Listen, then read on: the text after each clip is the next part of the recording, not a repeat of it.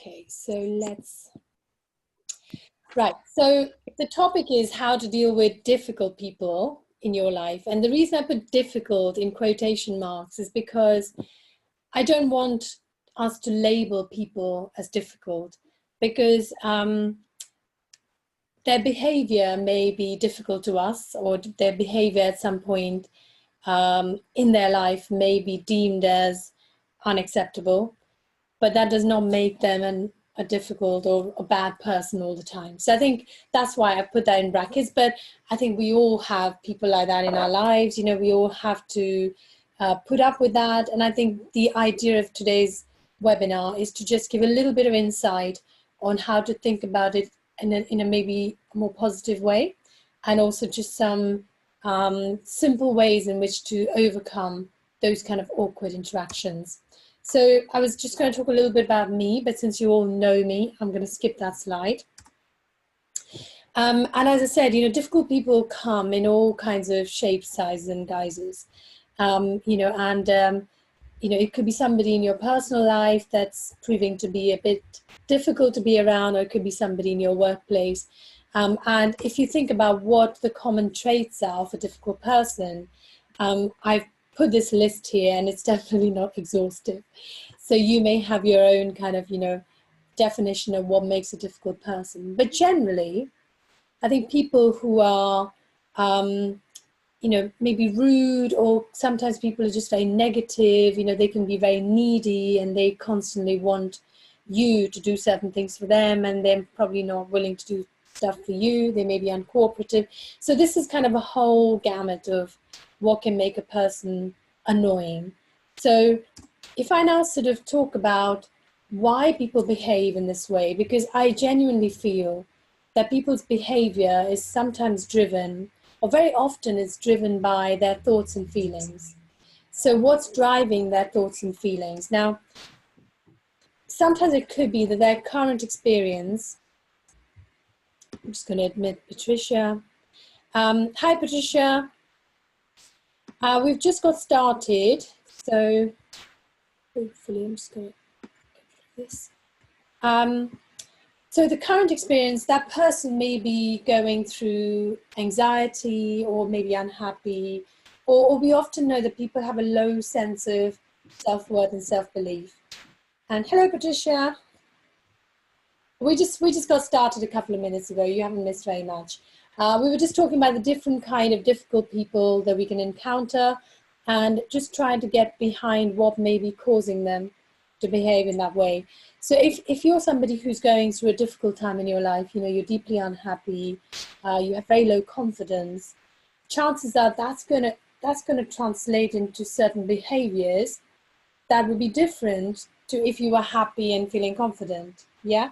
But also, that experience that they're facing today could be a result of things that have happened to them in their past. You know, it could be that they have, as children, they faced neglect or trauma, or they're living with shame. And we can't know these things. You know, we can't know them based on just seeing their current interactions. But I think to be aware that that could be a reason why somebody behaves in a way that we deem as unacceptable is a good start. So I want to talk about what a narcissist is all about. Now, we've all heard about narcissists, and in this current social media fueled world, you know, almost anyone who sort of posts Photoshop pictures of themselves, we may deem as a narcissist. But I think that's probably a very broad brush definition of what makes up a narcissist. So I thought it'd be helpful for us to maybe get a bit deeper into what a narcissist is all about. Essentially, it's somebody whose whole idea of life is that it's all about me. It's me, me, me, me, me. You know, I love me, I'm the best, I know best, etc. And what that translates into is they tend to be very selfish, you know, because all they think about is themselves. They can also be very entitled.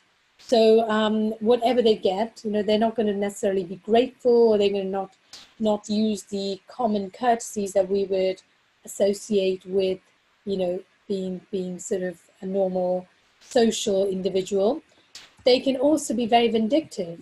And if you cross somebody who's a vindictive narcissist, it can be a really unpleasant experience. They can be manipulative, and they can sort of, you know, make you feel less than you are. They can make you feel like you owe them things. And there's all variations in how they can actually manipulate you. And most essentially, they tend to lack in empathy. So what does that mean? So essentially, for a narcissist, it's all about me, and they want to win at all costs. So when you're with someone like that, first of all, it's helpful to kind of spot these traits in somebody. And narcissism is a spectrum. So, you know, you can have somebody who's a bit of a narcissist, and you can have someone who's an extreme narcissist at the other end. And I would say that actually someone who's an extreme narcissist would be someone who maybe has all of these qualities, and really is extremely competitive, and perhaps very power hungry and all the rest of it.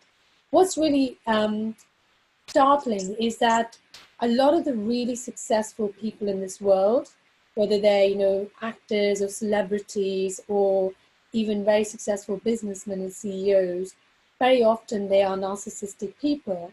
And if you kind of heard of Steve Jobs' story, Steve Jobs is a well-known extreme narcissist, and he was actually quite nasty and horrible to the people he worked with, but he was also extremely brilliant and very creative. And if you knew how to work well with him, and if you could understand his way of thinking, you know, you obviously then got to win with him. But if you were somebody who didn't understand the way he was, and you kind of got to the other, you know, got to the what's the word, at the wrong end of his, you know, all these traits, then obviously it could be a very unpleasant experience. So here's the thing about people who are narcissistic, is that they can also be incredibly charming and seductive. You know, they can make you feel like you're the most important person in the world. And, you know, there are a number of TV dramas that we've watched in which you will identify the character as narcissistic, you know, who's very, very charming to begin with. And then once you're in a relationship and they get to know you well, then their true colors start to emerge. And actually, you can also have people who become bullies. You know, the vindictive narcissists can be like incredible bullies, and they can pick on people who they see as having certain weaknesses. So a lot of the, you know, people like homophobic or extremely racist people who like to bully weaker people, they can often be narcissistic, and they have certain core shame issues in their own life which have caused them to become like that. So how should we deal with an extreme narcissist? First of all, it's helpful to use some of these pointers to recognize a narcissist. Now, I forgot to say to you, if you want at any point you think, well, that's really interesting, then feel free to take notes, but you can also do screenshots if that's easier for you to remember. So if you want me to go back to that screen, just, you know, at the end of the session, if there's any particular slides you want me to go back, I can do that, and then you can take some screenshots or take some notes. So how to deal with them. So I've created these kind of acronyms to help you remember. So first off, I think is to maybe understand that someone who's a narcissistic has probably grown up in a very, very difficult environment. Either they've grown up in an environment where they did not have a lot of empathy or love, and they were treated very badly, and therefore there's a lot of deep shame within them. And now, as they've grown up and they become adults, they're trying to project that shame onto other people. So, you know, when you have people who are bullies, very often you find these extreme bullies, if you look at their childhood, that they had a terrible childhood. And so they can actually recognize other people like them who probably also had some shame issues, and they want to win, and they want to prove that they're not as bad as someone else. So if you kind of empathize, you understand their behavior, it doesn't mean it excuses them, but it explains their behavior. Second thing is, if you work for a narcissist, if you discover that your CEO is a bit of a narcissist, what do you do? And you really like your job and you want to make progress, then chances are you understand that that's how they are, and you try and work around them and you appease them. So you give them what they want, because if you give them what they want, they will probably be your friend and they'll be nice to you. It's only when you cross them or you try and, you know, get one over on them that all the nastiness will come out. Excuse me. If you can't bear with that, and you don't want to be a yes person, and you don't want to be the, you know, the in the equation of the relationship, you don't want to be the lesser person, then, you know, you've got to find a way to remove yourself from that situation. So it could be that you look for another job, or you maybe go into another department where you don't have to deal with this person. Or if there's somebody in your personal life, then how do you get away from that relationship, or create boundaries so they don't invade your space as much. And finally, you know, neutralize them. So find ways in which their effect does not emotionally impact you to the point where you become less than you are. Does that make sense? So that kind of together comes to earn. I don't know if that makes any sense, but you actually have to earn your place when you are with a narcissist. It's not an easy life. Okay, so you can sort of think about it in these 4 different ways to deal with it, and, you know, choose the one that works best for you. However, if somebody's an extreme narcissist, you know, they could either be a bully, or they could be very vindictive, or in some cases they've got addictive personalities, then you may realize that even being empathetic, you know, if you're in a relationship with someone like that, that's really bad news, because they will subjugate you emotionally in a way that's really not helpful. And you have to accept that you can't change them, you can't save a person like that. And so the best thing to do is to walk away from that situation. Does that make sense? So we can't put extreme narcissists right there up front. The astonishing thing about that is that 1 in 20 people is an extreme narcissist. So actually in a room of 100 people, there's going to be 5 who are extreme narcissists. I think it's quite useful to know how to deal with them. Now, 1 in 100 is a psychopath, okay? So an extreme narcissist is pretty bad for your health. A psychopath is even worse, for reasons I don't have to explain. So I've got here, I borrowed this from a book that I read, which I highly recommend. It's called Just Listen by Mark Goulston. And this is his list of how to spot a psychopath. So a psychopathic person is very manipulative and will have no regard for the pain they cause you or to anyone else. So they're quite devoid of emotion and empathy. They're also predatory thrill seekers. So these are people who will, you know, maybe drive a car at 100 miles an hour, and they don't care if they get caught. You know, they will do things that most normal people would not do because it's too risky.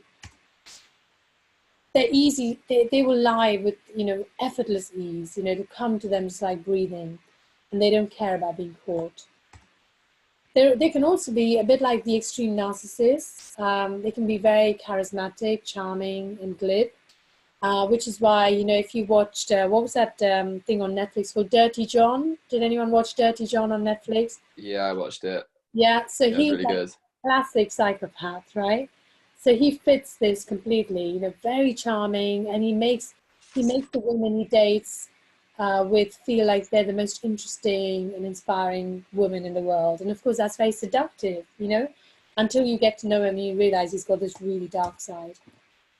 And they also crave power.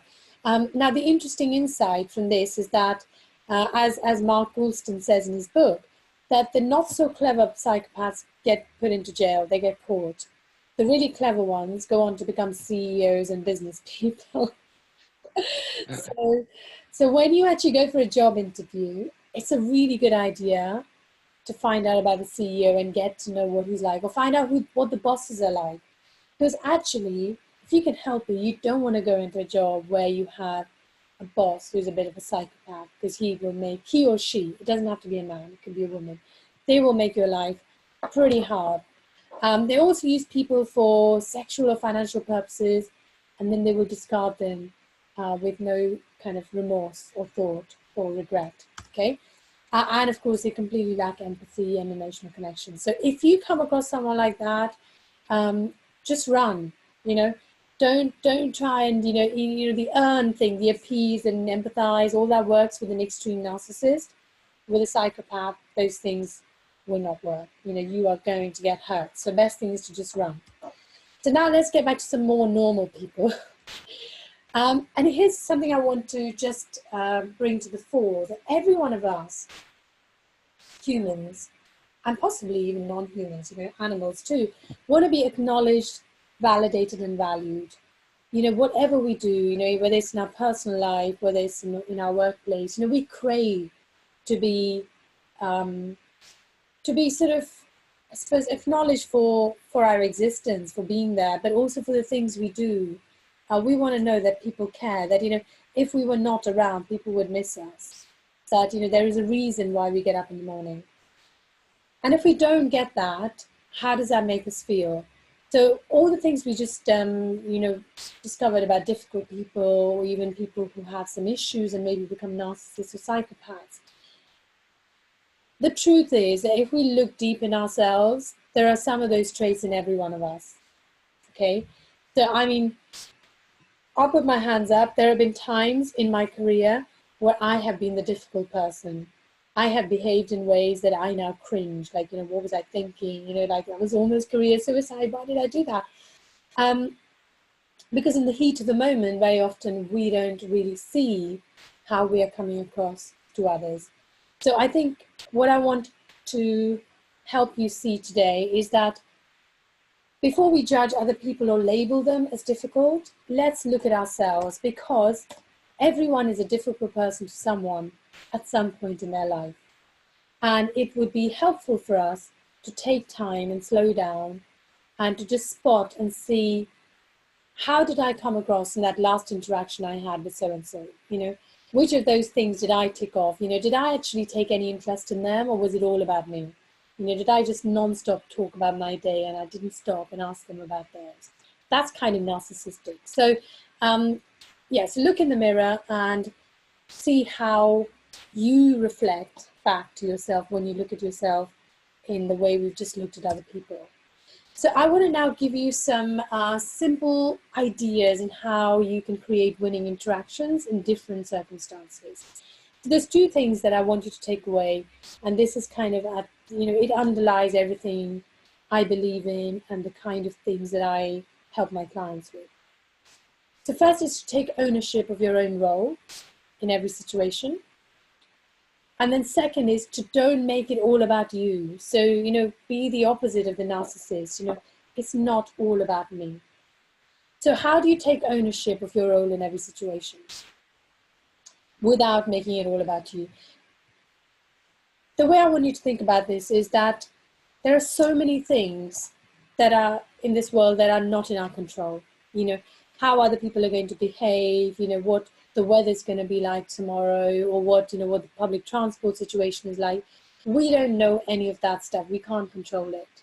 But what we can control is how we respond to the stimuli presented to us. That is the only thing that we can control. And so I would urge everyone to just take ownership of that little bit. So any stimulus, whether some person comes and is aggressive, you have a choice in how you respond to that person. If you've had a bad day or something's fallen through, how do you respond to that? So take ownership of that. So when you're with colleagues or strangers, now I put colleagues and strangers in the same bracket because, I think sometimes strangers are just colleagues or friends waiting to happen. Okay, so I'm kind of putting them into one big bucket. Any interaction, slow down. So this whole thing I talked about, be present, be mindful that you have now got a choice in what you're going to say, how you're going to come across, and how you're going to act.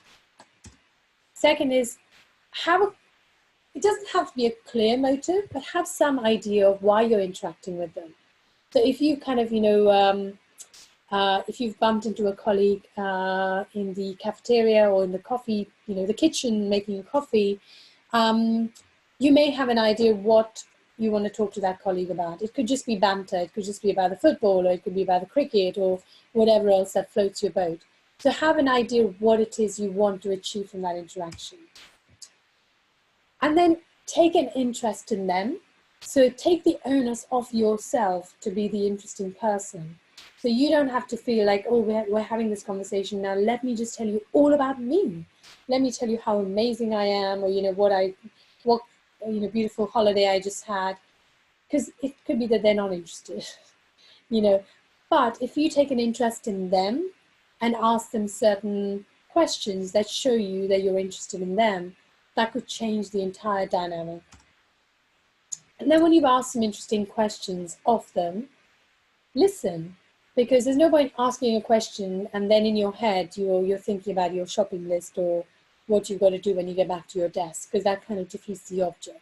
So make them feel heard, because so often people feel that they're not heard, that people don't listen. And finally, empathize. You know, it could be that in the process of you asking that person how their day was, or what, you know, it could be a question as simple as, you know, so what's your day like, or, you know, what's challenging you today, or what did you think of such and such person who came into our offices the other day?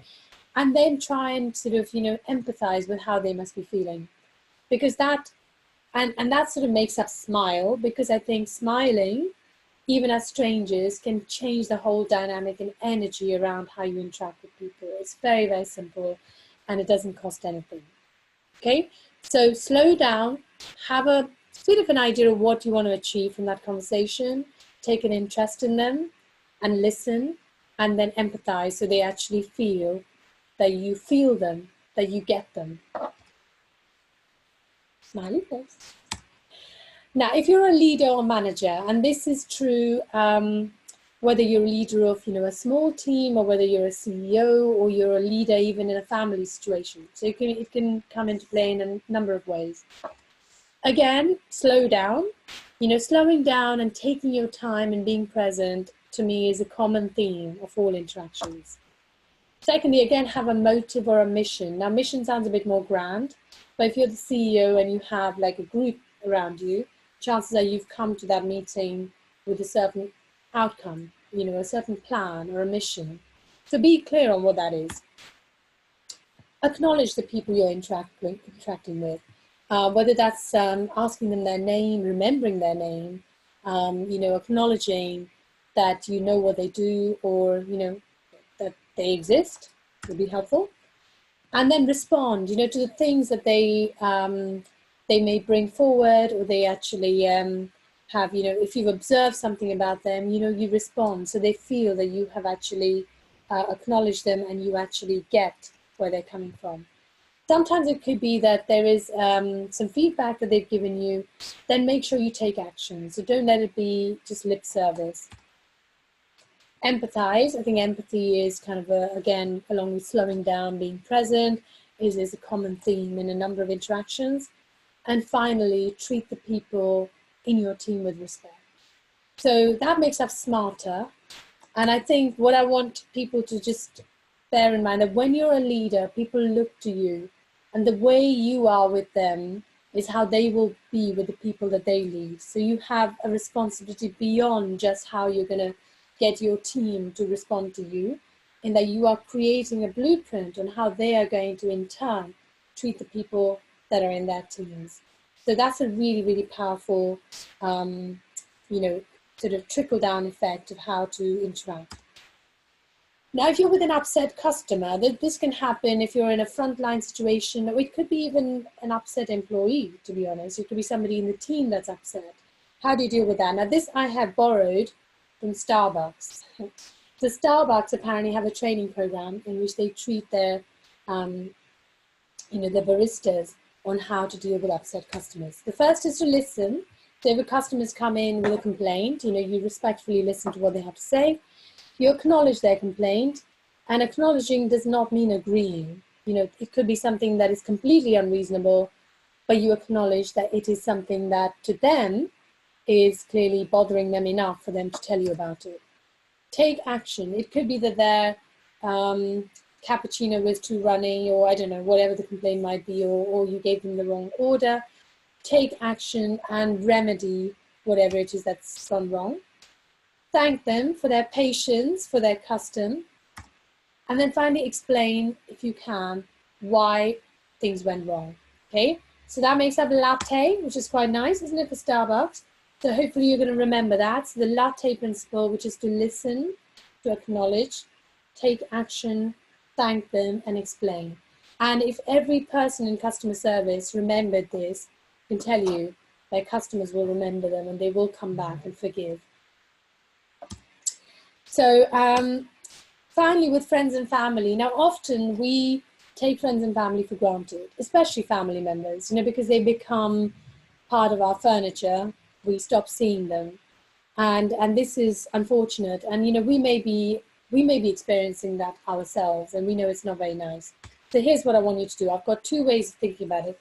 Again, listen, the principles that we use with strangers and colleagues and teammates and customers, the same principles can apply to family and friends. Take time to listen to them and then observe. Sometimes you will, just by looking at the way they're dressed, maybe the way they look, maybe they just look really, really tired. Okay, and that tells you more than the words they're saying. You could say to them, how are you doing? And they're saying, yeah, I'm fine. But actually look at them, maybe they've lost weight, they don't look well. Okay, so that tells you that actually maybe there's more to it than what they've just said. So take an interest. Validate them. People, the principles we talked about, where we want to be acknowledged and validated and valued, we often use those in terms of our careers and jobs. We want our employer to validate what we do and make us feel valued.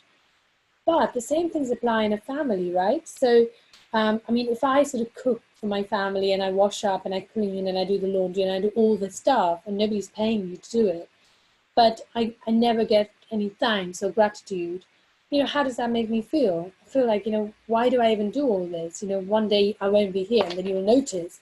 So it's that kind of stuff. So we don't want people to feel that way. And again, empathize, try and put yourself in somebody else's shoes often enough so you actually make their load a little bit lighter by making them feel fair. Similarly, learn from the things that you observe and you see. So, whatever you've learned will help you to evolve in the way you relate to somebody. Invest time and effort into your friends and family. We take them for granted. Maybe some days take time out from your work, which is taking too much of your time, and say, well, you know what, my family is more important.